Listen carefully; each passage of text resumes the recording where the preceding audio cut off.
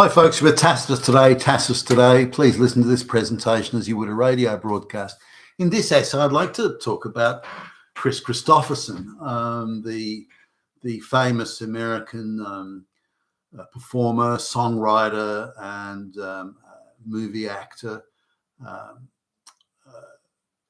had an interesting I never met Kris Kristofferson, but I had an interesting sort of 1 degree of separation, ongoing relationship, I suppose you could call it, over decades with Kris Kristofferson,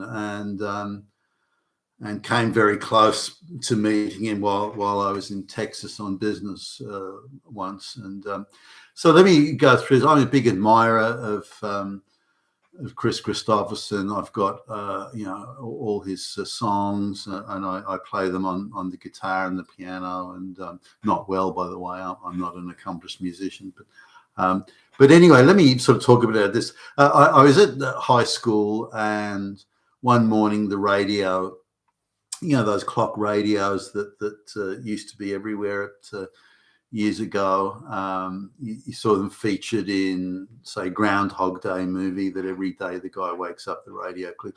So I had my alarm set, and instead of an alarm going off, the radio comes on.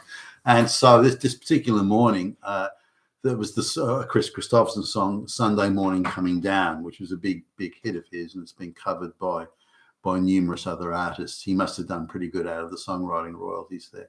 But the song came on, and it was the line of the song that was playing as the moment the radio switched on, was a line of the song, for some reason stuck in my mind ever since, was "In the park I saw a daddy with a laughing little girl that he was swinging." And the Sunday Morning Coming Down song is about one of Kris Kristofferson's relationships had gone, hadn't turned out so well, and the song was about the immediate aftermath of the relationship dissolving, and as some of the lines of the song would have said,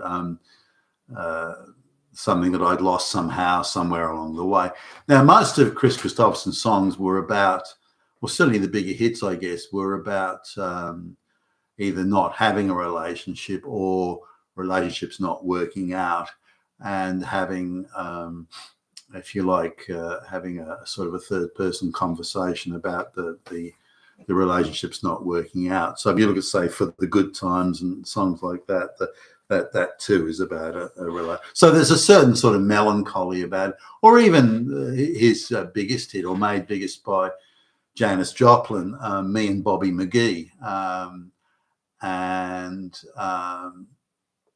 that's a fairly sort of simple song. It's really the words that make that song. The chord progressions and so on are very, very simple. But it's kind of a good song. And again, I remember some of the lines from that song. "Somewhere near Salinas, Lord, I let her slip away, and I trade all my tomorrows for a single yesterday. Freedom's just another word for nothing left to lose." And some of this, I'm not sure I rate it as profound necessarily, but kind of encapsulates the mood of the time, and of that sort of aftermath and hangover of the hippie era. So anyway, that was my sort of first introduction as a high school kid. The songs have been out for quite a while, and I hadn't really picked up on Kris Kristofferson's songs at the time. And you couldn't say he had an excellent singing voice. He didn't. He was sort of in the mold of the Bob Dylan type singing, or Leonard Cohen type. He could just about hold a tune, but it's hardly a melodious voice. But he made those songs work just by his. He wrote the songs, of course, but he made the songs work, I thought. And again, I was a big collector of him. Now, fast forward a few years, and there's this group of people I know, and one of the and I'm like maybe 21 or something at the time. One of the girls, women in the group, had recently come back from the United States. Had been hanging around with a kind of hippie group, the Janis Joplin type hippie. Janis Joplin, I think, was dead at the time, but that sort of hippie group type thing. And Kris Kristofferson was part of that group, and the people running, Rita Coolidge, and that sort of thing. And those sort of people, and she's very, very much a hippie chick. I think she was Scandinavian as well, so probably a bit of a connection with Kris Kristofferson there. She was quite a few years older than me, but she liked, she says she still had a bit of an accent, Scandinavian accent. She explained to me that she liked dating younger guys because, in her, I can't imitate her accent. I like to have lots of fucking in there. So she liked the younger guys because she reckons they could go all day and she couldn't. This sort of. Anyway, I was dating her for a while, and she was telling me these stories, and she had an autographed album autographed by Kris Kristofferson. And I thought, wow, and I was in a bit of a swoon over that. Oh, that's heavy. Then fast forward a number of years, and I'm in a guy I know had the Kris Kristofferson was doing a tour, like a concert tour of Australia, and the guy I know worked for the promotional agency that was sort of handling the tour and handling all the bookings and the logistics and the hotels and all that sort of stuff.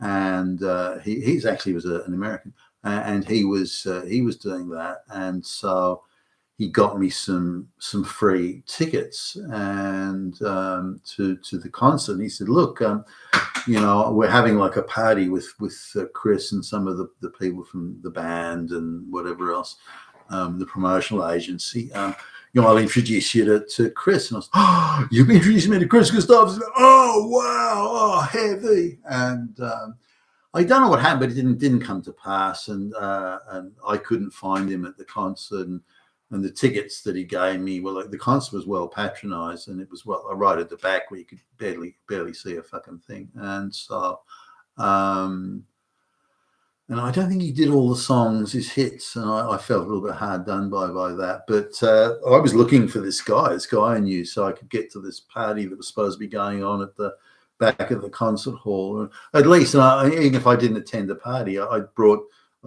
a an album cover, and I wanted Kris to sign it, or hoping I could get him to sign it, autograph it.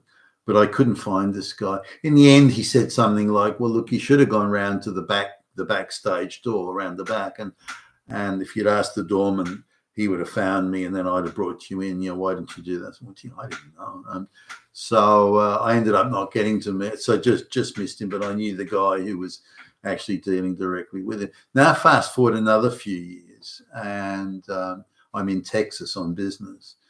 And one of the guys who I'm doing business with knows somebody who owns or manages the recording studio where Kris Kristofferson records his songs. And he was doing something there, like recording a song, or was going to do one. And so while we were there, Willie Nelson sort of goes by, and the American singer Willie Nelson.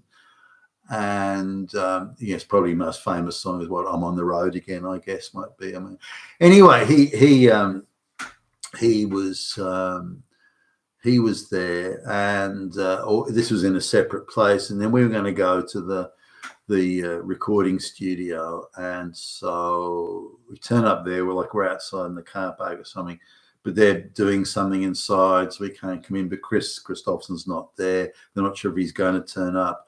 The guy who's there, who's driving, like it's his car we're in, he says, "Oh, look, we might come back later or another time," and off we went. But I was in a complete swoon over the idea that I would actually meet one of my musical sort of heroes, Kris Kristofferson. He'd also starred in a few movies by that time. A Star Is Born, I think, was one of them with Barbara Streisand. I didn't think much of that. Another movie was Pat Garrett and Billy the Kid, I think. James Coburn was in there. I think Bob Dylan did a song, "Knocking on Heaven's Door," I think was the song from that movie. A fairly simple song, but I quite liked it. And there was another song in that movie I can't think of. Anyway, and then he did later on, quite a number of years later, he did some other movies, and then going to The Blade. I think there were 3 movies in the Blade trilogy, and he was in that with Wesley Snipes, and they were okay. But it's musically in particular that I remember Kris Kristofferson for. Some of my favourite songs of all time are Sunday Morning Coming Down. For the Good Times, an interesting one. I knew a lady who we had this odd love-hate relationship, and we were sitting one day having a cup of coffee, and she this song, like there was a radio or music, whatever, going on in the background in this place, and this song came on, For the Good Times. Don't look so sad, I know it's over, and let's not forget about the bridges that we're burning and all that sort of stuff. And I'll get along, you'll find another, and so on. Quite a sad song in many ways. That a lot of Kris Kristofferson songs were about these sort of things. And she said to me, whenever I hear this song, For the Good Times, whenever I hear this song, it makes me think of you. And I thought, oh, goodness me. So anyway, that's my odd sort of, again, 1 degree of separation and relationship with Kris Kristofferson, and particularly his songs, which I still play on the guitar today. I played The Good Times, for example, just a week or so ago. There are also other hits he had, like Help Me Make It Through the Night. He claims that he wrote that song when he wasn't dating anybody, I think, and he was working, I think, on the oil rigs off the Texas coast, and he wrote the song, as I recall, he wrote the song while he was sitting on the oil rig one night. So I don't know. Me and Bobby Mcgee was an interesting one. A Big Hit, very simple song, nice words. I like the words, and again, I think they captured the time quite well. Starts off busted flat in Baton Rouge, waiting for a train, feeling nearly faded as my jeans. Bobby thumbed the truck down, the diesel truck. Bobby thumbed the diesel down just before it rained, took us all the way to New Orleans. So, I remember those words. And this was something Janis Joplin turned into a big hit. She was from Texas, and Kristofferson was around Texas at the time. And so he pitched this song to her, and she liked it. And again, it made of it. In fact, I'd say this was one of her defining big hit songs. So again, that's a song I don't play. It's just too simple with its chords, so I don't play it. But I do still like the words and like listening to it. Anyway, that's my little summary on Kris Kristofferson. You've been with Tacitus today, and thank you for listening.